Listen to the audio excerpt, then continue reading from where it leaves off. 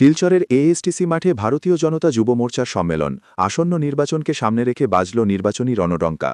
শিলচরের এএসটিসি মাঠে অনুষ্ঠিত যুব মোর্চার এই সম্মেলনে বক্তব্য রাখতে গিয়ে বিধায়ক দীপায়ন চক্রবর্তী তীব্র ভাষায় কংগ্রেসকে আক্রমণ করেন। তিনি বলেন, দেশপ্রেম শুধু স্লোগানে নয়, কাজে তার প্রতিফলন থাকতে হবে। আগামী নির্বাচনে 40 থেকে 50 হাজার ভোটের ব্যবধানে বিজেপি প্রার্থীদের জেতাতে সবাইকে একজোট হয়ে কাজ করার আহ্বান জানান তিনি। পাশাপাশি উন্নয়ন প্রসঙ্গে তিনি দাবি করেন, বিজেপি সরকার আসার পর উন্নয়নের নতুন দিক খুলেছে এবং শিলচরের উড়োপুলের শিলান্যাস এই মাসের মধ্যেই হবে বলেও ঘোষণা। আপনাদেরকে বলে খুশি হব যে আগামী ফেব্রুয়ারি মাসে মাননীয় মুখ্যমন্ত্রীর হাত ধরে আমাদের ক্যাপিটাল টেরেস টু রাঙ্গিরখাড়ি যে ফ্লাইওভার, এই ফ্লাইওভারের ভিত্তিপত্র স্থাপন হবে। সেটা আজকের দিনে আপনারা নিশ্চিতভাবে আমি আপনাদেরকে বলতে পারি।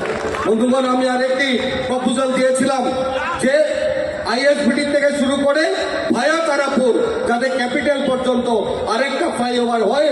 তারাপুরে আপনারা জানেন একটা রেলের গেটের উপর একটা আরবি আছে, আমরা ওটাকে ওভারব্রিজ বলি। এই ওভারব্রিজের উপর আরেকটা ব্রিজ হবে, সেটা ডাবল ডেকার হবে।